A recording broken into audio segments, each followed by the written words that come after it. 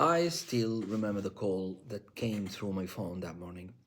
Doctor, we have a major trauma, industrial amputation, right arm. Patient is crashing.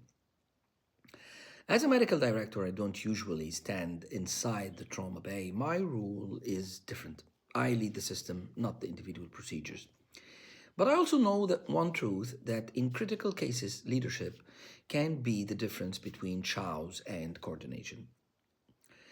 I walked quickly towards the emergency department. Before reaching the doors, I could already sense the tension inside. Nurses are running, blood bags are moving, surgeons being paged simultaneously one after one. And Omar was a 29 years factory worker. He had lost his dominant right arm in less than 2 seconds. The machine malfunctioned and pulled him in. When he arrived to us, his blood pressure was about 80/40, and he had already lost about 30 to 40% of his blood volume. And his co-workers had preserved the arm in ice, an action that increases reimplantation chances by about 40%. He was awake, terrified, and looking around for answers. My job was not to insert lines or control bleeding. My job was to create order inside the storm. I activated the full trauma response system: orthopedics, vascular, surgery, anesthesia, ICU, blood bank, every department aligned in minutes. Because in trauma, as you know, minutes decide the survival. We need an Omar in the operating room fast. And my target as a medical director always to clear the door to the OR under very few minutes. And we achieved it successfully. While the clinical team operated for 7 continuous hours. My responsibility shifted from the bigger picture, that coordinating resources, ensuring blood availability, managing ICU, bed readiness, removing any barrier from an operational perspective. I was to control the situation.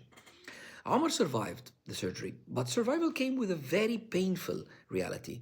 Without his right hand, the hand that supported his family, the hand that defined his job, the hand that shaped his identity, I visited him later that day, as far as I remember. He looked at me and asked a question I will never forget. Doctor, how do I start again?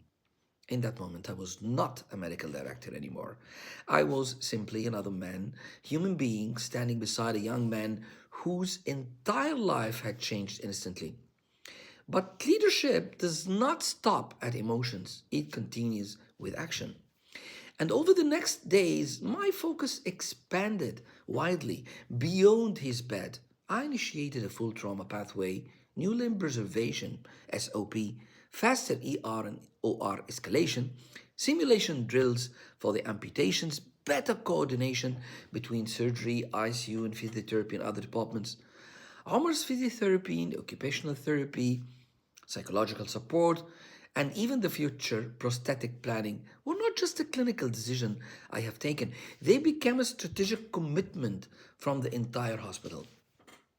When he finally went home after about 12 days, the environment around him was the same, but everything inside him had changed. And honestly, so had we. Because sometimes one patient becomes more than a case. Sometimes one moment forces us to improve who we are as a system. Omar lost his arm that day, but because of his story, we gained a new protocols, stronger teamwork, better emergency readiness, and a deeper understanding of what leadership in healthcare truly means. And that is why I always remember that day, not only for the tragedy that happened in seconds, but for the transformation that followed in the weeks later. Thank you.